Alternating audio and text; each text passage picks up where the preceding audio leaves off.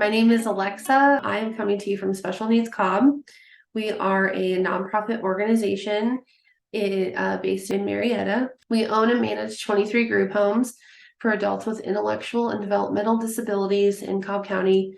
We also provide respite services and various resources such as this workshop to individuals with special needs and their families in Cobb County and beyond. I'd like to go ahead and introduce Jeff Wright, President and founder of Wright Wealth. Jeff has been in the financial and wealth planning industry for 11 years, and he launched Wright Wealth in 2022. Prior to his career in the finance industry, Jeff served as an officer in the United States Army with combat deployments to Iraq and Afghanistan, and we thank him for his military service. He's also an involved community leader, a fitness enthusiast, and a special needs parent. Thank you for being here with us tonight, Jeff, and sharing your expertise with us. I'm going to go ahead and hand it over to you, and I'll be available if anyone needs assistance. All right. Well, thanks, Alexa.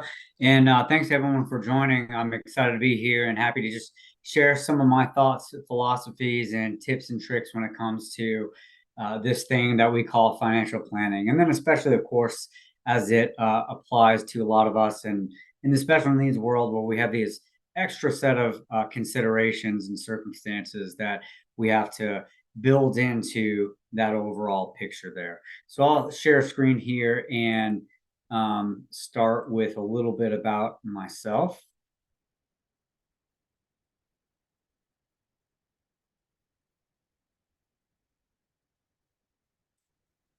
Make sure I got the right screen here.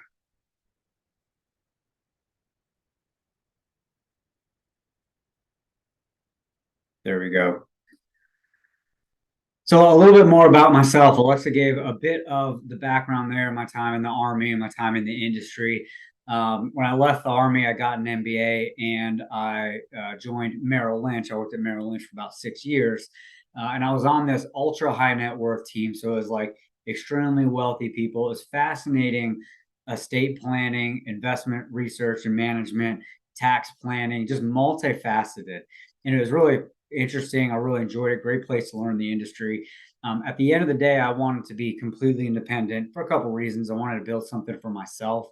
I didn't own any of those clients or any of that revenue or any of that business.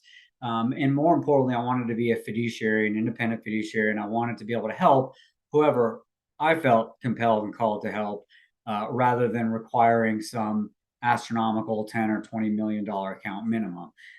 Because a lot of those strategies, or at least philosophies and tips and tricks, are definitely transferable. It's almost a framework that you take and you can apply to almost anybody. And a lot of folks are just underserved for that reason. And I'm able to do that a little bit better on the independent side. So Wright Wealth launched about a year and a half ago, like Alexa said, in 2022. I've been building a practice before then. So far, the launch has been great. We've grown a lot and added employees and things of that nature. On the personal side, Alexa mentioned, I'm into fitness, obviously into family, obviously into finances, and into faith as well. So I'm very active in my church. I'm an elder there, teach Bible study, men's group, things of that nature. And from a philosophical perspective, as it pertains to financial planning, I firmly believe that creating success for yourself in finances, and people talk about, like, what is financial planning? Most people think of financial planning as just pure budgeting, right? The boring, look at my checkbook, look at an Excel spreadsheet and what goes in and out and that sort of thing. It's just the really boring stuff. I prefer the phrase financial wellness because it's sort of a lifestyle mechanism. Right. And as it comes to those 4 F's that I was talking about, especially faith, finances, and fitness, there's a commonality between those in that success doesn't happen overnight.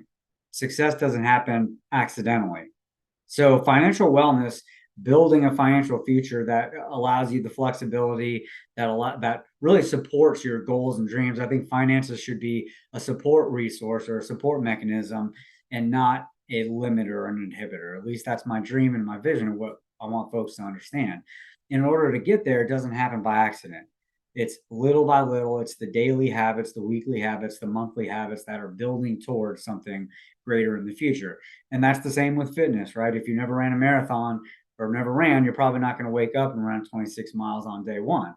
You start with a half mile, you build to a mile, and then that little progress that you go through over time really starts to compound. We'll talk about mathematical compounding, but the compounding of habits is just as powerful. Same thing with faith, right? I'm probably not going to read the Bible tomorrow, the whole thing, front to back. And if I somehow can, it takes all day and I don't internalize any of it. But if I'm studying a little bit over time, eventually I'm going to get through the whole thing with that base of knowledge. Same with education. You don't wake up and get a degree. You got to apply, you got to register for the classes, you got to take the classes, make the grades, plan the next semester. And over time, you're building towards that. And then at the end of the day, you've reached that. So that sort of philosophy kind of prevails all through what I do, both personally and professionally when it comes to financial wellness. And you can see it's aspirational. It's difficult to talk about financial planning or financial wellness to a broad, diverse group because each of our circumstances are so different. However, I do have some resources and I put together some frameworks that can apply to everybody. There are some very basic things that if you do them, no matter who you are or where you at in life, you're likely going to be successful with that. And then one more note here on my family is a picture of my family. You can see my wife, Laura, my daughter, Caitlin, she has cerebral palsy, and then my son, Jacob. So like a lot of those other things, the special needs piece is definitely a personal passion of mine, a personal affinity as well. So it's all a journey, right? It's all a journey. Life happens. It pushes us around. We don't know where we're going to wind up all the time, but there are things that we can do to look forward, right? This is that idea that success, no matter how you define it, happens on accident. You have to determine that direction and then chart your path there, right? It's kind of like when an airplane takes off from Atlanta and goes to land in LA, it's never a straight line flight. But there's a flight path, but the pilots are making constant corrections all along. But what they don't do is take off and shut their eyes and hope they wind up in Los Angeles, right? They have that path charted. So we can look forward and think about those things in advance too, and how we can plan for them. Some of us have unique circumstances or things we have to plan for. A lot of us have similar things, right? Having kids, buying a home in the future, retiring one day. What does legacy look like or carrying from my family after that into the future? Those are all things that we can think through. And sometimes there are commonalities, and sometimes based on what we want to accomplish or what we're dreaming about or what we have, then there are differences there as well. But the point is, it doesn't happen by accident. We can look forward, and that's what equips us to plan. So what is financial planning anyway? I touched on this, but really wellness. I believe that if we do the right things, we build ourselves a wellness that allows us to weather the storms and the curveballs that life throws at us, kind of like our physical health. If I'm physically healthy because I've built a lifestyle of kind of health and wellness, then I'm probably able to withstand things like stress or injuries or sicknesses a little bit better because I'm overall healthy. And that's the same thing here. So what we're talking about today is somewhat aspirational with some of the tools and tricks that you can apply along the way. What I'm really looking to apply here is a framework that can equip anybody to pursue financial wellness. This is that framework: dream, design, do, and discover. 4 Ds. We'll talk about each one of these individually. Dream is kind of setting that vision. Design is being super intentional about deciding what you're going to do or where each dollar is going to go. Doing is the execution piece. We'll spend a lot of time there today. And then discovering is, where can I learn? How can I evaluate? Constantly getting new information. Life is changing. Laws change. Everything's changing. So we need to stay informed of that. And I would commend you for joining this webinar, because that's exactly what you're doing here, right? What can I learn a little bit more about? What can I take from this that I can apply and improve myself just a little bit?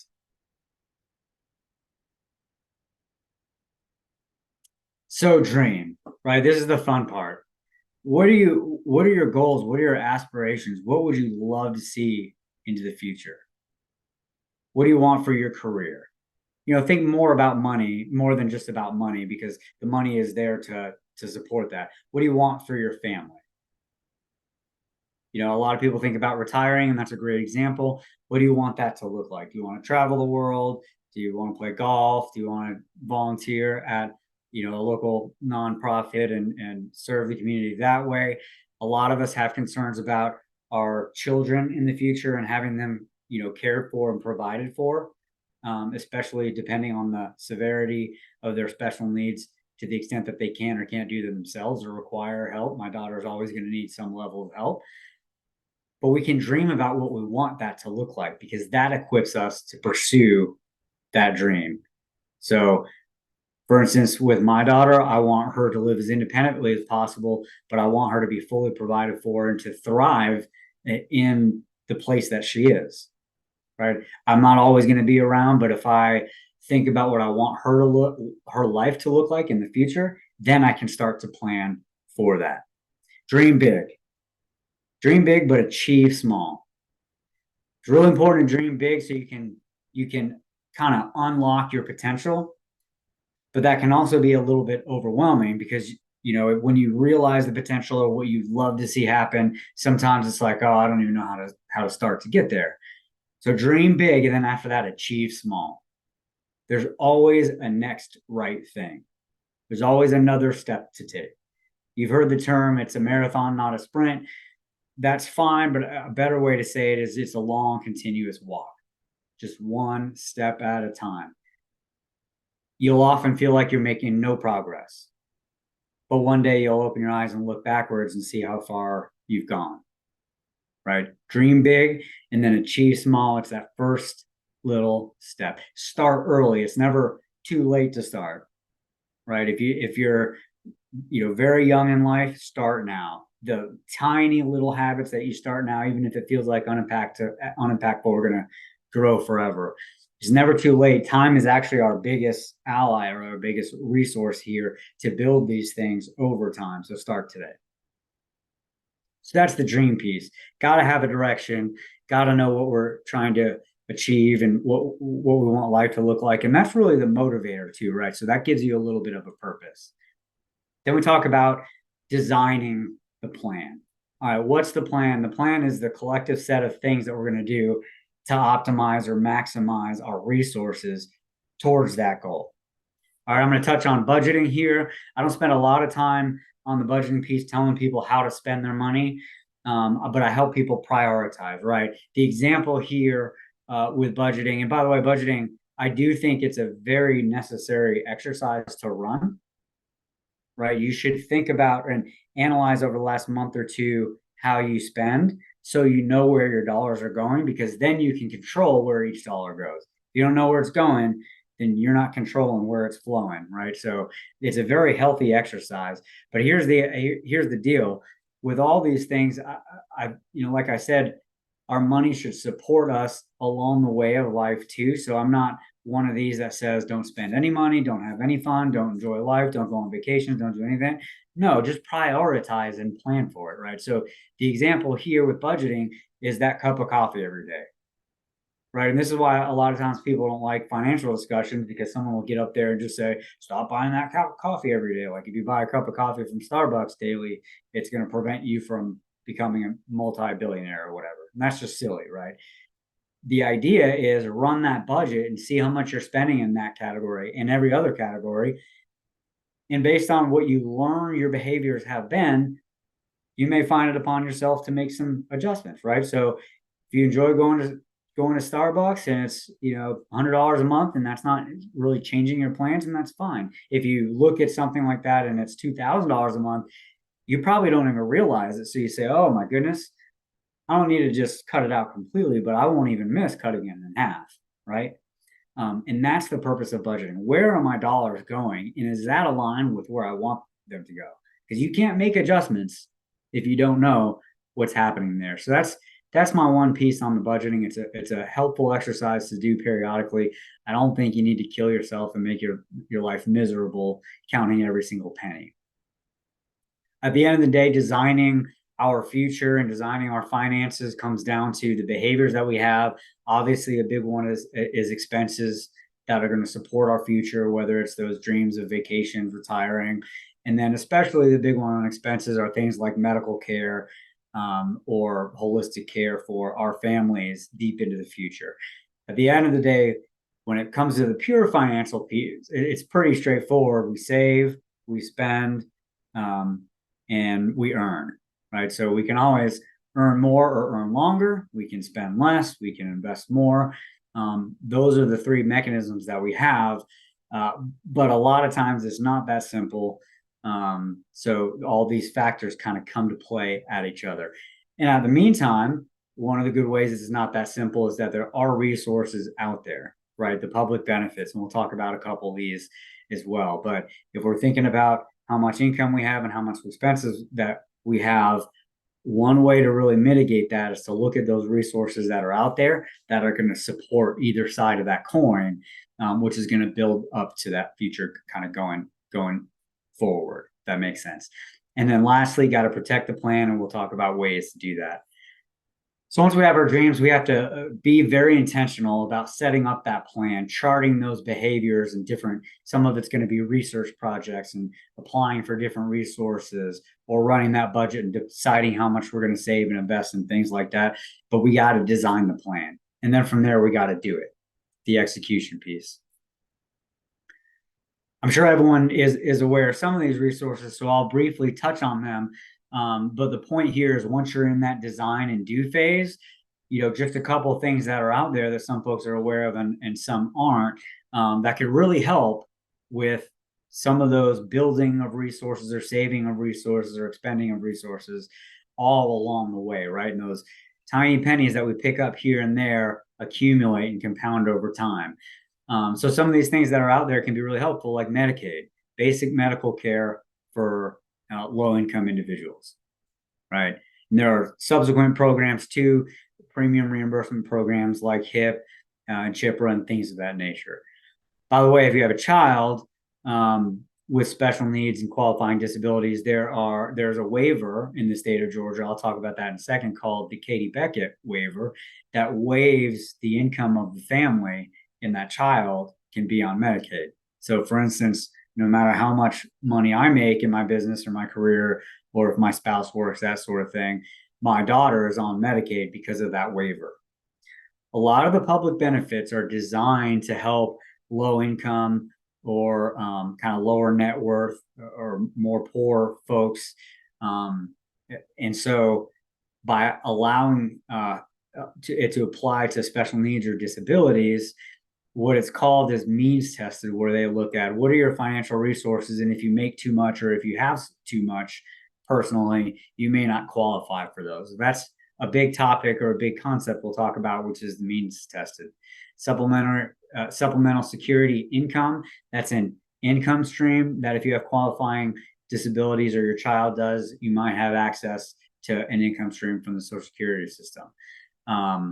Again, this is means tested. So to qualify, you have to have less than $2,000 in that person's name, right? So if a child has an inheritance and has a lot more than that, that puts some of these things at risk in terms of access to those benefits. We'll talk about that too. SSDI is similar. It typically applies more to adults.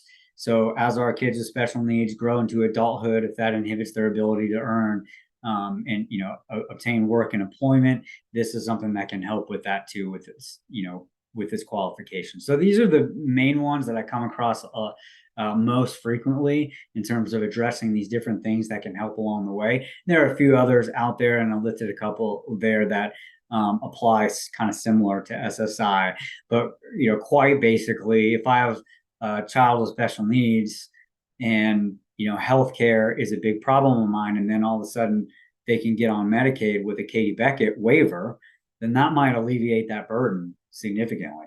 If I can get on SSI and the rest of my account structures and asset structures are set up to protect that means test of $2,000, a little bit of extra income through SSI or SSDI might make a big difference as we go through and accumulate along the way. So there are things out there.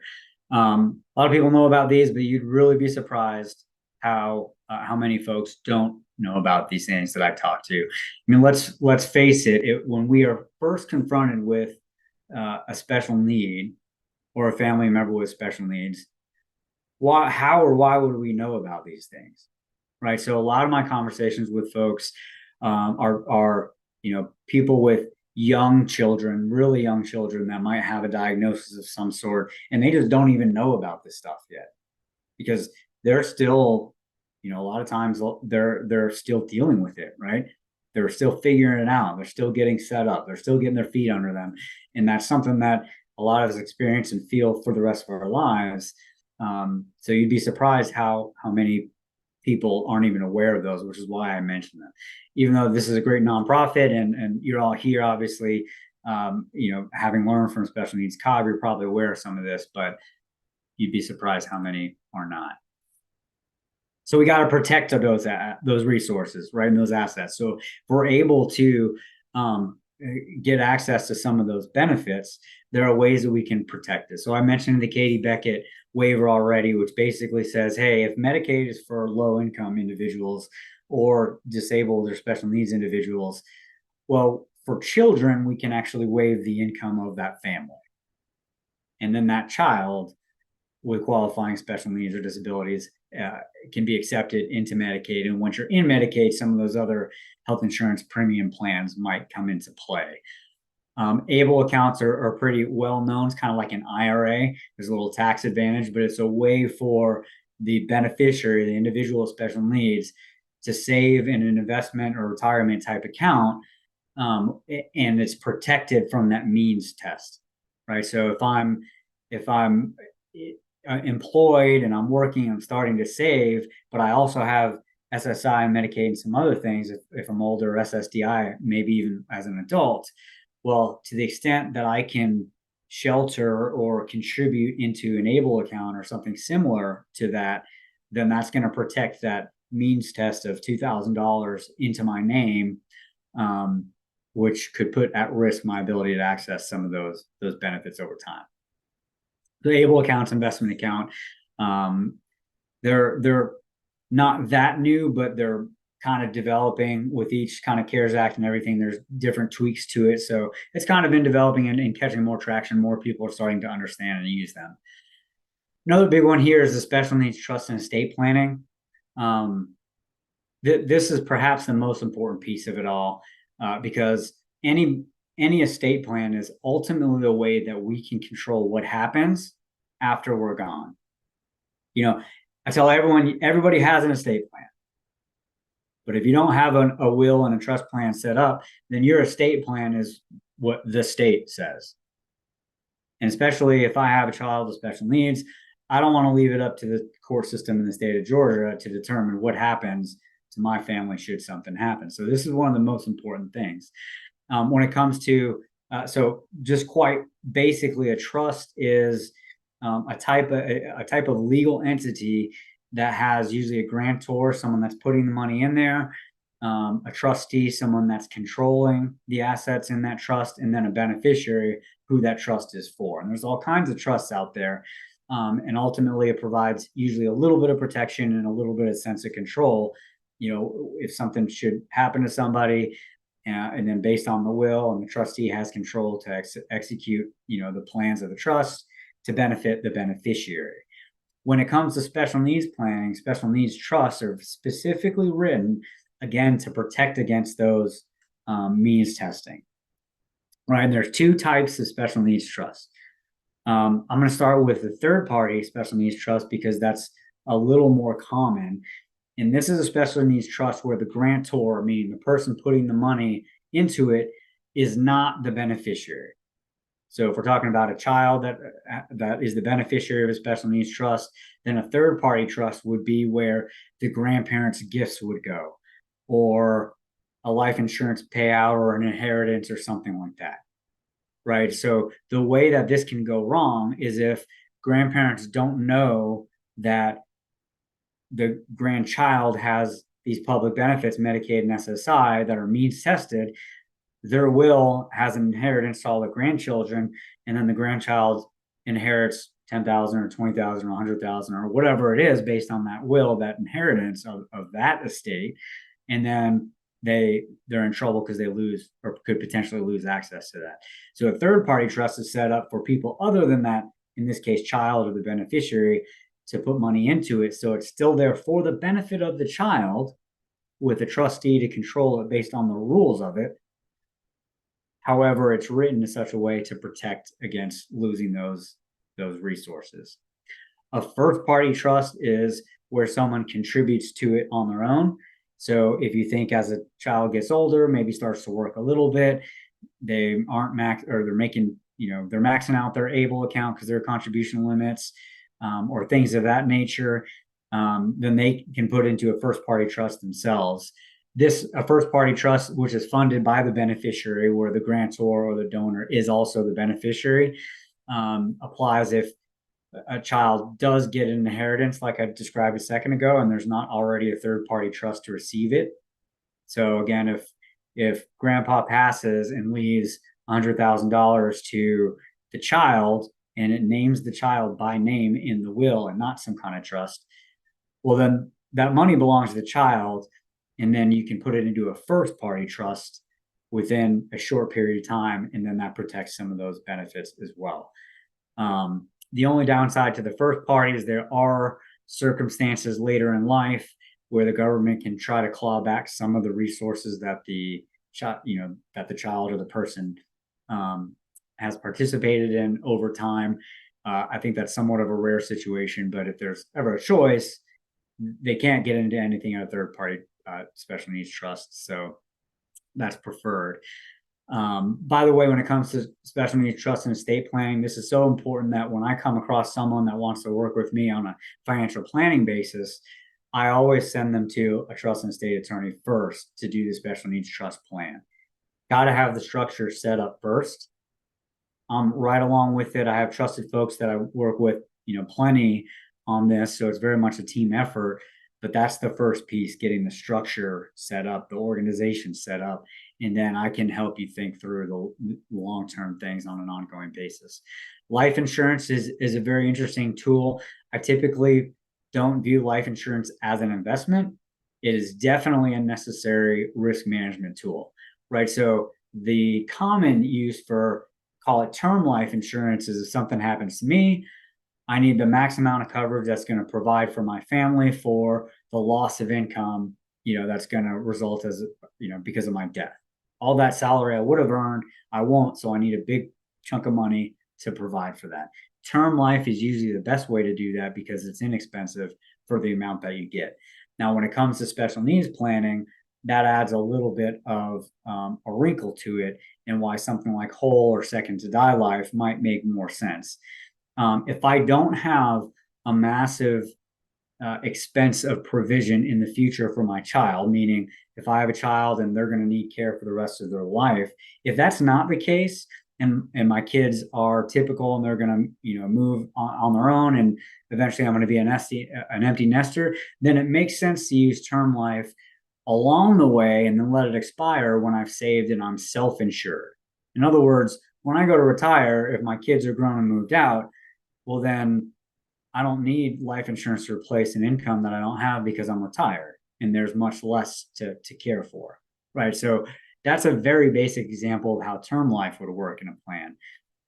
However, if we don't have that luxury, because at the end of my career, at the end of my life, that child is still going to be with me and an adult by that time and need ongoing long-term care, it's not as easy to self-insure, which is why whole life policies that go, forever until death, they're much more expensive, but it could be a mechanism to fund that trust when something happens to me, especially if I don't need the money to spend on myself. So it's sort of a savings mechanism. There's one thing to save for my expenses and my retirement and things like that.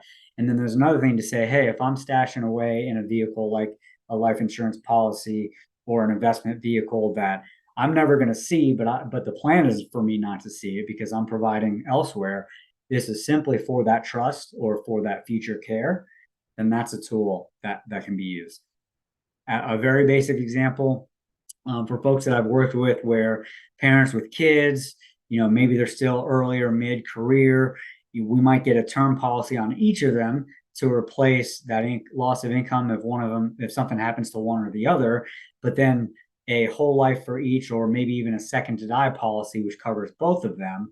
And that's something that will accumulate into the future to fund the trust after they're gone. And in some cases, like a second to die policy, which only pays out after both spouses pass, it's a little bit cheaper because the insurance company is likely going to have a lot longer runway until they have to make that payment.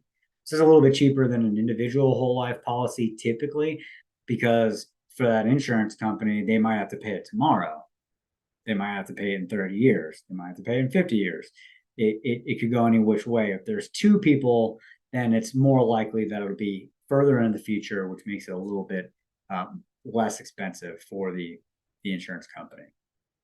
So again, I start with the structure of the special needs trust and estate planning, because that's where everything is going to go over time. That's how all these resources are going to be protected. The benefits are going to be protected. And then things like Able accounts to invest in, life insurance to fund those trusts perhaps in the future. Those are all the tools that we start to pull in along the way to execute those things. It's a lot, right? There's a lot to research. There's a lot to figure out. And this is why, back to the beginning, hey, a lot of this stuff is accessible to us. So we have to dream big. We have to understand that they're there. And this is for, the improvement or the betterment of my family or those that I care about closely. So it's worth the extra effort. And it just takes a small achievement at a time, one little step. All this doesn't happen overnight. You got to learn a little bit about each one. You got to apply to each one, learn the eligibility one step at a time. There's a lot there, but because there's a lot there, there's a lot to benefit from too, if you do it right.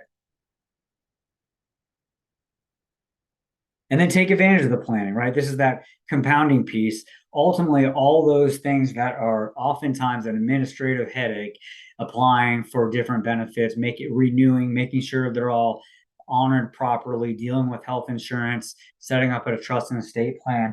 All those things are going to maximize those nickels and dimes that we collect. If we can cut out a huge medical expense with Medicaid, then that extra income that we're not spending on health insurance or health expenses, we can do something like save or invest it, right? This is just an example of how to get to $1 million over 20 years. Basically $2,000 a month at the market rate of the S&P 500, between 7 and 8% per year over time, and $2,000 a month over 20 years grows and compounds to $1 million. Here's the point, though. Over that time period, this person has experienced $530,000 of growth and only have invested $456,000, right? So they put $450,000 into this and gotten $540,000 out, or of growth, right? The point is this: it's not, hey, if you're not doing $2,000 a month, it's not worth it. That's not the point. The point is start with the smallest amount that you can, or the largest amount that you can, even if it's small. Because this level of compounding, the power of this growth, where the growth winds up being more than you put in the first place, is available to all of us, right? So let's zoom back out again. If I can pick up SSI, or I can save money on Medicaid, and that allows me to do something like start contributing to my retirement plan or an Able account for my loved one, things like that. The more that you do things like that, the more they're going to build and compound. And then over time, you build a rhythm of, I know where the resources are. I know how to protect them. I know how to maximize them. I know how to get every nickel and dime. And then I know how to optimize them in a different, vehicle, whether it's Able account, or investment account, or savings account, or insurance policies, or whatever the case is, right? You find those little things to do, the millions of little things will add up quickly. This is a mathematical example of that, and the power of, hey, if you're not investing, start today, because into the future it's going to grow more than you can imagine. This is the mathematical example, but like I said before, behaviorally, the little things that we do build over time as well, and just stick to it. And then discover, like I mentioned, always learn. we're always going to have to deal with the shifting landscape of some of these rules, laws, benefits, what it looks like. We're always going to have to shift with the landscape of what's going on in our lives and our careers and our futures and things of that nature, our health, as well as those around us. So we always need to be learning about these things and learning about the markets and behaviors and things like that, or the economy, or wherever the case may be. And then assessing, hey, how am I doing? Periodically look at those steps back. Assessing is so important because, like I mentioned at the beginning, when you sit down to assess if you're on track or not, or what your progress is, or however you want to phrase it, part of that is looking at how far you came, which that piece of it will be encouraging to you, right? So assessing every now and then allows you to see how far you've come, the progress that you've made, and then it allows you to say, what do I need to tweak or improve to keep going in that direction? So the discover piece is just always be learning and evaluating. So just here are some resources here. And Alexa, I can provide either this deck or a screenshot here if people want to take a picture of their phone. I have a couple other resources too that I offer to be available to anybody that wants them. So Alexa, I'll defer to you on how to distribute those. But these are just some of the websites where you can learn about some of those resources. Everything from Special Needs Alliance, Special Needs Answers is a planning, kind of legal and financial planning website. Obviously, go into the sources themselves, like the SSA website or the Medicaid websites or the ABLE websites. You can learn a lot there too. And then some of the resources that I would offer up. I have a series of checklists here that serve as, again, sort of that intermediate framework. If the big framework is the 4Ds of dream, design, do, and discover, then like I mentioned, I put together a series of flowcharts, or in this case, checklists we're looking at here, that almost anybody can take and read the question and evaluate yes or no. And if the answer is yes, that takes you down one path of something you got to do. And the answer is no, that takes you down another path, or perhaps to the next step, right? So I can send this to you. So you have kind of the whole thing. I think this is 2, maybe 3 pages of checklists that span a lot of these different things that we've already talked about in terms of resources or ABLE accounts or cash flow, or even taxes is on here a little bit. So if anybody wants this, I'm glad to share it with you. I also have a series that aren't special needs specific, but there's 3 levels of my financial wellness flowcharts that are basically, again, like I mentioned at the beginning, no matter who you are, if you do these things, it's going to put you in a better financial position, right? Do you have 3 months of expenses saved in an emergency fund, just a savings account? Everybody should have that, right? No matter who you are, that's just something you can do. You may be way past that. That's great. But that's kind of step 1. Yes, I already have that. You move on to the next one. If you're employed, do you have your 401k or 403b contribution turned on, especially if there's a match, to take advantage of the match? If your employer offers a match, that's free money. So once your emergency savings account is set up, the emergency savings, by the way, protects you for if you're to lose your job, you have that 3 to 6 months of paying the mortgage and paying the bills while you find the next thing. Or if the roof leaks or the car breaks, you have some spending cash so that you don't have to go into credit card debt, right? So once you have the emergency savings set up, then am I taking advantage of my employer match or my 401k? Because that's free money that's going to apply to that compounding on the chart that I showed you before. In fact, one of the scenarios there was, even if you can't do 15% of your salary, what if you could do 5 or 10, but get a match from your employer? That money goes to you in bills along the way. Okay, cool. I already have that. If that's set up, well, then you got to make sure that the 401k itself is actually invested, not sitting in cash within there. Therefore, it'll grow. And then after that, do you have other debts you need to get rid of? If so, let's look at the budget, figure out where the extra dollars are that we can knock that down. So that's just the basic level. And then I have 3 that I don't want you to graduate from 1. It gets to the next level of sort of complexity. Okay, my debt's knocked out. I have extra income, that I have to play with in terms of maybe supporting the medical expenses or investing more, things of that nature, maxing things out, looking past retirement or ABLE accounts and into taxable accounts that are going to allow me to save for, expenses or things that I want to do between now and retirement. Thing with retirement accounts, 401k, IRA is you typically can't touch it until you're 60. So if I'm 40 and I'm buying a house in 5 years, I need to save money outside of retirement accounts. And so just another example here. And then, once you reach this level, there's another set of flow chart here that gets into more advanced or complex things like that life insurance piece that we talked about, your estate and will plan, things like mortgage and all that sort of stuff. And sometimes you have to actually sit down with a CPA to understand the tax situation, or sit down with an attorney to get that trust drawn up, or sit down with a financial planner to evaluate if that money has you on track there. So again, you didn't need to take a picture of any of these, because I'm glad to share them with anybody that is interested. Both the special needs checklist and these sort of more basic flow charts. Again, it's difficult to speak to a diverse group of folks that all have different circumstances, needs, concerns, and financial situations. But through this framework of we got to dream, we got to design, we got to do, and we got to discover, everybody can use that to build their future and build their path and improve it. And then by way of some of these checklists, that's some of the tactical or the nuts and bolts that might apply to almost anybody who looks at them, especially these flow charts. So here's my contact info. Feel free to reach out with any questions. Glad to serve as a resource however I can. However I can help you, feel free to do so. I'll leave this here in case anybody wants to take a picture. But again, Alexa is a good contact that can either pass this along or connect us as well. Yeah, Jeff, if you want to send me your slide deck tonight or sometime tomorrow, when I send this video out to everyone, I will attach it so that everyone has all of this really good information.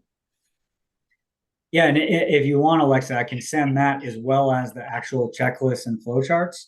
Sure. So I don't know if you can throw all three, attachments into the email when you send the video out, but I'll just go ahead and do that. And if you can, then everybody will just have it automatically. Yeah, that would be perfect.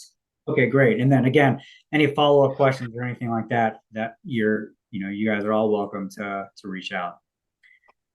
So now I'll turn it open to questions. See if there's anything that I can address.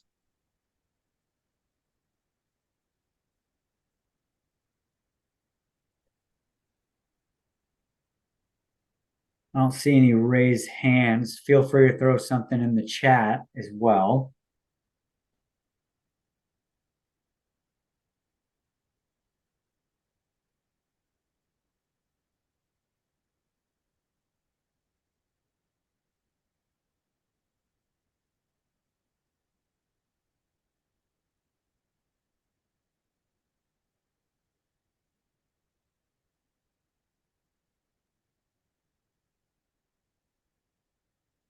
If our adult special needs child is getting a part-time job, should their pay go into a trust account or a regular bank account?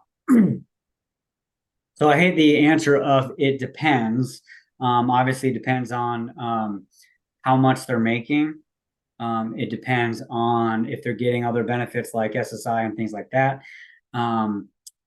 Ultimately, your choices are what you got to watch. The big thing you got to watch, there are some income considerations, but the big thing you got to watch is that $2,000 limit, right? So your adult child is collecting, they can throw it into a trust, they can throw it into an ABLE account. Either one of those is the way to go to make sure that that means test is protected.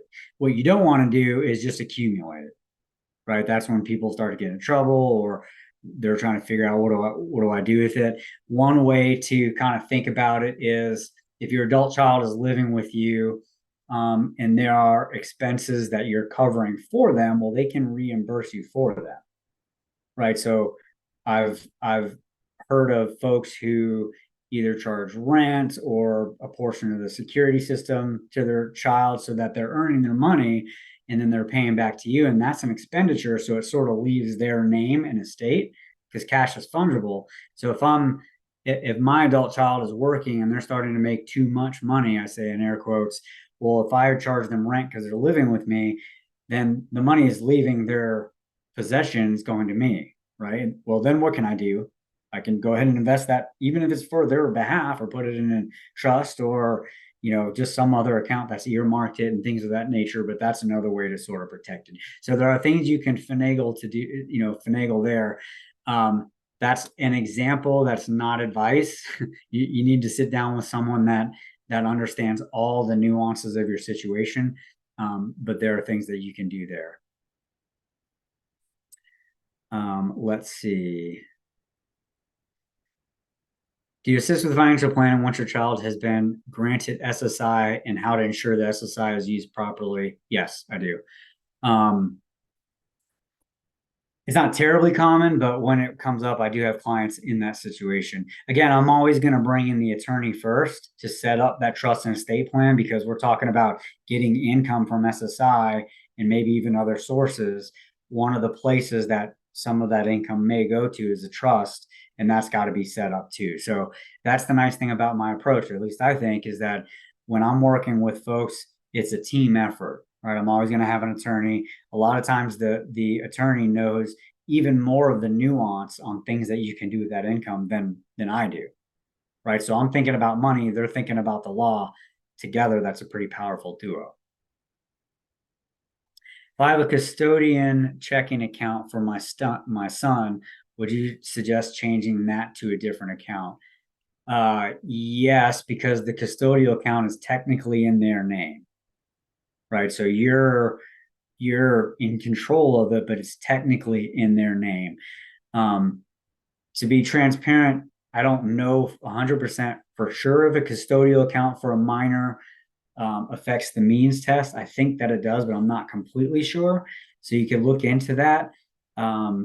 But I think there are other things that you can do. Just from a basic estate planning perspective, for anybody that wants to open an account for their child, or a checking account and teach them, or an investment account, you can always do something like a custodial account, or a trust account, or an UTMA account, or an UGMA account, or different type of custodial accounts. You can also just open one in your name and sort of earmark it for them, right? So sometimes practicality is better than complexity when it comes to, hey, my 14-year-old wants to start investing, so I'm going to open a little trading account for him and teach him how to invest. Sometimes the complexity is not worth, the juice ain't worth the squeeze, things like that. For adult special needs, is there an income limit for SSI? Yes, there is. I don't know what it is off the top of my head, though. Two-part question. Did you say you work with estate planning before trust? Also, what is the best way to handle beneficiary alignment at parent-employer? We have to choose a beneficiary, so just wondering the best suggestion. So the trust and estate planning is together, right? That the attorney does both of those. The trust is the receptacle. The estate plan is like your will, and then the overall situation. The terms are used kind of in tandem, trust and estate, but really the estate plan is what happens and where does everything go if I pass. The trusts are the plan of where those things go, right? So the trust is the receptacle or the destination a lot of times, but the trust and estate plan together is one overall plan there.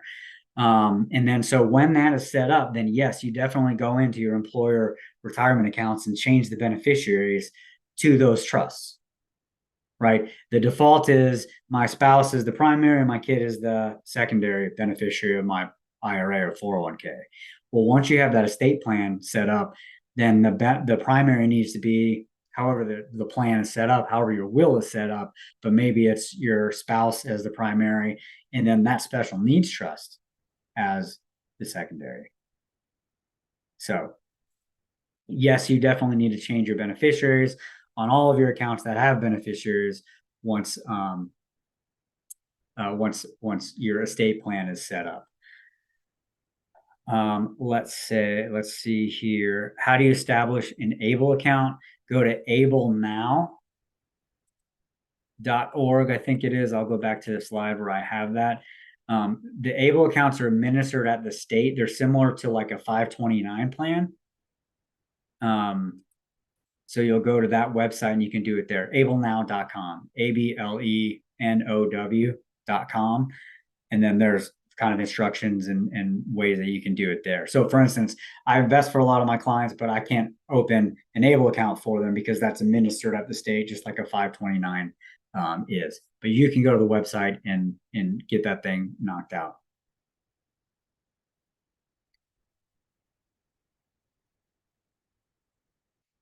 You have a list of attorneys that you would recommend to help with wills and special needs trusts. I do, and specifically two. So I can pass those names to Alexa, or you can feel free to email me. But there's two that I know really well and trust, so I can introduce you to each of those. It's always a cultural fit, right? I'll tell you kind of the way one operates and the way another does. There are a ton of them. A lot of the state attorneys will do special needs trusts. I prefer the two that I'm talking about because they do almost exclusively special needs planning, so they have that focus there. What's a good marker for knowing if you're saving enough? Income versus expenses. What should the ratio be ideally? It can be confusing knowing how much money to put in your 401k, ABLE account, retain and checking, things of that nature. That's a great question. At the risk of sounding flippant and saying, oh, as much as you can invest is the right number, I would target pure saving and investing of between 10 and 20% of your income. The reason why I say target is because 20% is a lot of someone's income. I don't know if you or anybody is able to do that today, but if you have a 401k and it sounds like you do, turn on that 401k for 10%, right? 10% contribution. Usually a 10% contribution to a 401k obviously hits the net paycheck at home a little bit, but I would suggest that a 10% adjustment is not a huge lifestyle shift. You know, if you're saving zero now and you're going to start doing 20%, that's going to be a big lifestyle change, kind of a culture shock. But at the very least, in something like a 401k, 10%. So that's why I say target that, because if you do 10% of your 401k and then your net income, you start to think about ways to shave or nickel and dime or stash in places. And that's another way that you can get up to that 20%. So that's sort of a general answer there. If I think about the flow of, or the snowball effect of the way it should work, it's going to be that 3 to 6 months of expenses, and you can just keep that in a high yield savings account, right? So that doesn't have tax shelter, doesn't have retirement benefits. High yield savings account pays you some interest, which is nice. The silver lining to higher rates is that we earn our deposits now, whereas when interest rates were zero, we were just losing to inflation. So that 3 to 6 months of your expenses, and again, the idea here is if I lose my job, well, I need to be able to pay all of my bills for the next 3 months or 6 months. So that's where that comes from. Another way to think of that is your sleep at night money. Like, how much in savings do I need just to be comfortable to sleep at night? Because if I start investing in other places and there's market volatility and markets go down and there's a recession and doomsday and the media will tell you the world is ending, all that sort of stuff, well, at least I know I have this 3 months or this 6 months of just cold hard cash savings. So even if the bottom falls out on markets, I'm still provided for. That's the sleep at night amount. So that's the first one. The second one is turning on whatever retirement account plans that's going to get you the match. Again, that free money piece, or at the bare minimum, just 10% into that 401k, because that's going to start saving for your retirement, which is important. And then after that, it starts to become, okay, how much extra discretionary income do I have? And then what are my goals? Right. So if it's money that has nothing to do with the child, then you don't have to use an ABLE account. You can save it in like a personal account, because that gives you the max flexibility. Right. So 529s are a great savings tool, but you can only use it for educational expenses. Custodial accounts are a good tool sometimes, but then that money belongs to the child and you can't get it back. Kind of same with an ABLE. Well, if you're talking about your income and the child isn't earning or obtaining any of that, then you might just open an individual account and save and invest there, because then that can grow and accumulate and compound and all those things. And then you can use it for anything. You can use that for retirement or a down payment on a house or education expenses, or put it into a trust later on and allow it to save for carrying later. So at the risk of saying it depends again, that's sort of the flow that I go with. And if you're in that 10 to 20% as a target for this is how much I should be saving, then over the course of decades, then that's going to accumulate pretty quickly. If you're only doing 1 or 2%, that's a great start. You probably want to adjust your habits and behaviors to increase that money over time. If you're saving or investing zero right now, start with $1 or start with $10 or $100 or 1% or whatever it is. The most important thing is starting. And then you're adjusting remember that pilot metaphor, shifting, adjusting, shifting, adjusting. Start somewhere, take off, right? First thing you got to do is take off, and then you can shift along the way.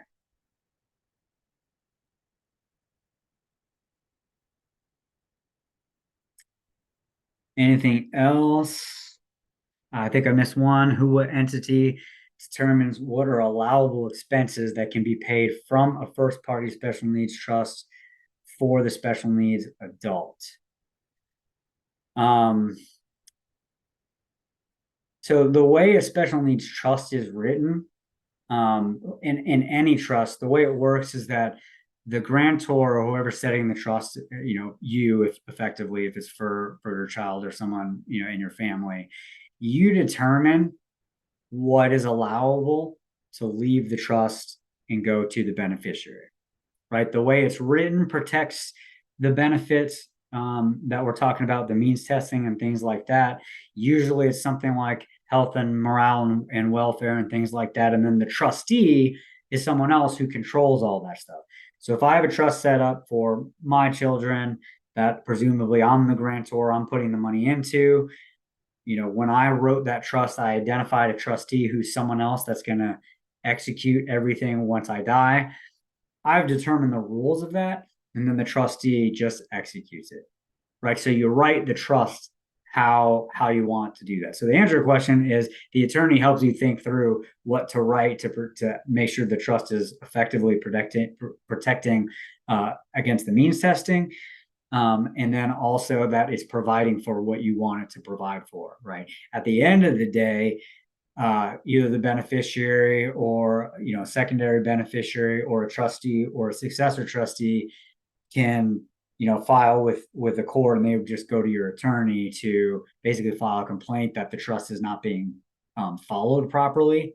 So a trustee is not completely permanent. You can remove a trustee if they're not following the rules of the trust, and there are legal ways to do that.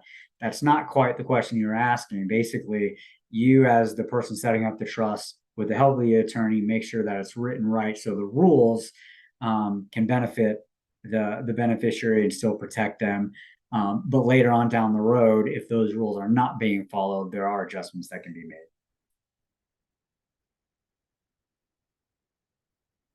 All right, let's see. Keep going here.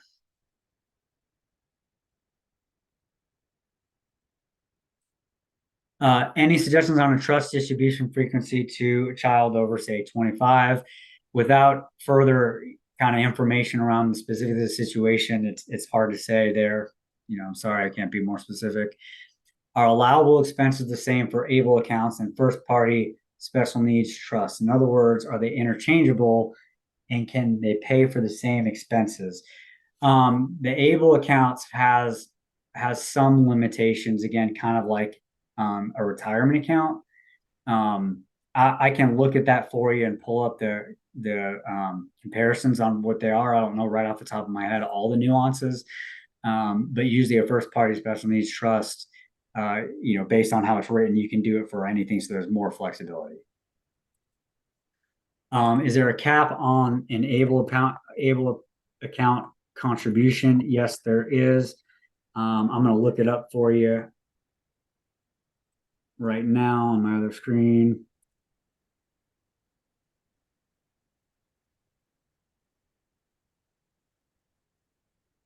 $17,000 is the max to contribute to an able account, which is the gift tax exemption amount. So you could gift, up to the max of the gift tax amount to your child and put it in the ABLE account. That's kind of where that number comes from. As far as the funds in the custodian account, would you suggest taking those out and putting them in a trust account or an ABLE account? So I think this is the follow-up to the question of the custodial checking account.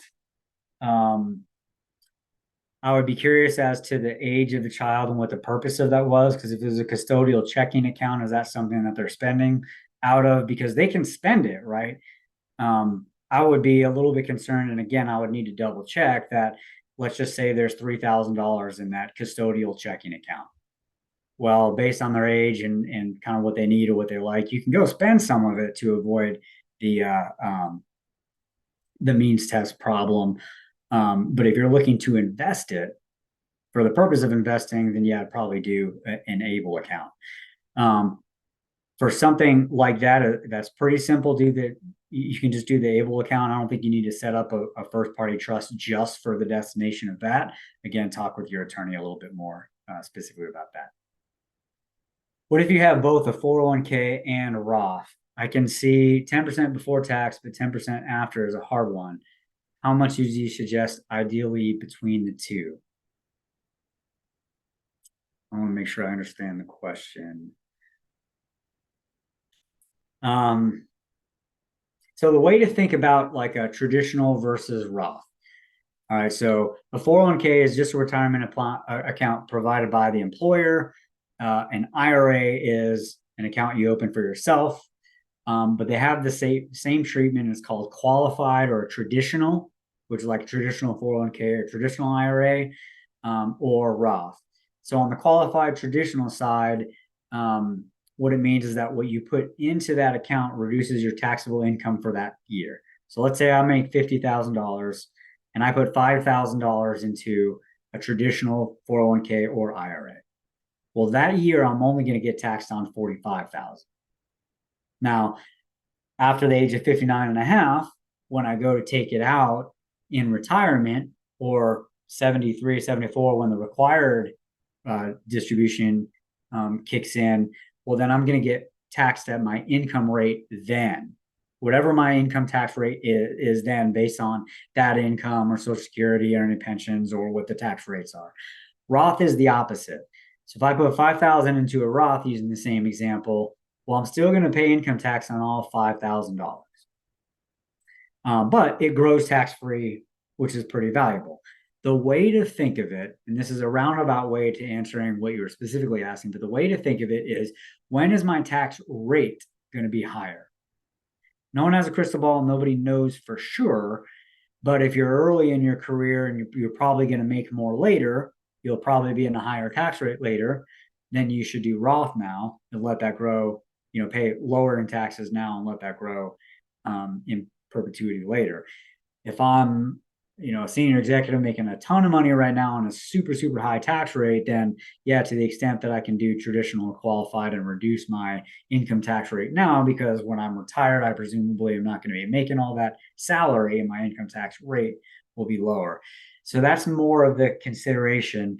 Most of the time, Roth is probably the way to go, especially when it comes to, kind of where you are in life. Again, talk to a CPA. I can't give you tax advice based on your specific situation. But for your sake, if 10% into a Roth is a little bit too much than the budget can stand, then start at 6 or 7 or 8%. Right. So you sort of have to weigh the benefit of, okay, I'm saving for the future, or I need to maximize what that kind of take home today is. You can always do a little bit of both, right? Especially if it's 401k, and you're doing traditional there and you're doing a Roth IRA on the outside, you can always do a little bit of both there. The other thing that's nice about a Roth, if it's an IRA, is after 5 years, you can take out of that Roth up to the amount that you put in. Okay, so you've already paid taxes on it, so it's post-tax. You don't owe any income tax on what you contributed. The account's got to be open for 5 years, but after 5 years, so let's say I put $1,000 a year into a Roth IRA over the course of 5 years. Well, I paid income tax on that $5,000. After 5 years, let's say the account's grown to 10,000. Well, I can take out up to $5,000 because that's what I contributed and already paid taxes on without penalty. Now it's got to be open 5 years. And it's only the amount that you put on. I don't recommend people use that as a savings account because the growth of that is very, very valuable into the future. However, it is a feature that's worth mentioning.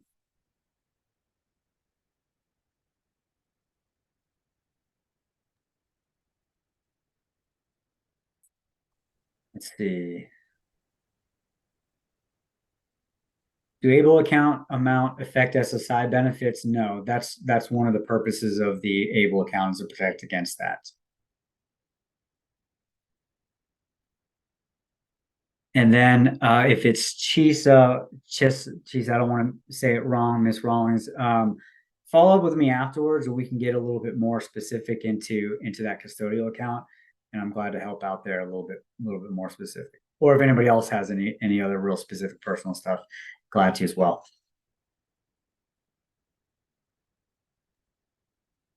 Does anybody else have any last few questions for Jeff?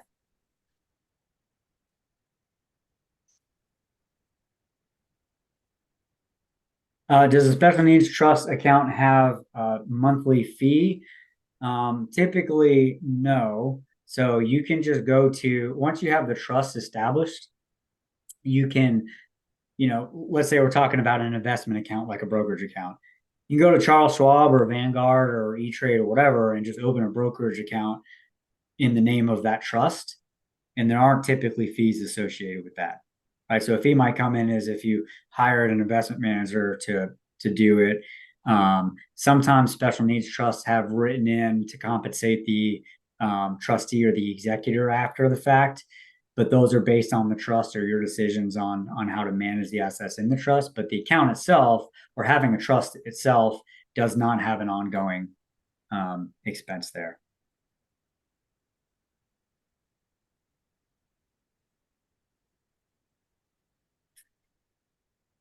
Is it okay to have a life insurance policy for special needs, and what should you do when they have SSID? I don't think I understand the question. It's always a good idea to have life insurance. So if you're talking about on you, that's one thing, but that's also a little bit different than if you're talking about on the child or the family member. They should have some level of life insurance on them because if something happens to them, well, you still want to be able to pay for a funeral and things of that nature. The adult special needs person has a first party trust. Is an able account even needed? Don't they both do the same thing? Yeah, the slight difference is that an able account has some tax benefits like an IRA, whereas let's say there's a pot of money that's invested in a special needs trust.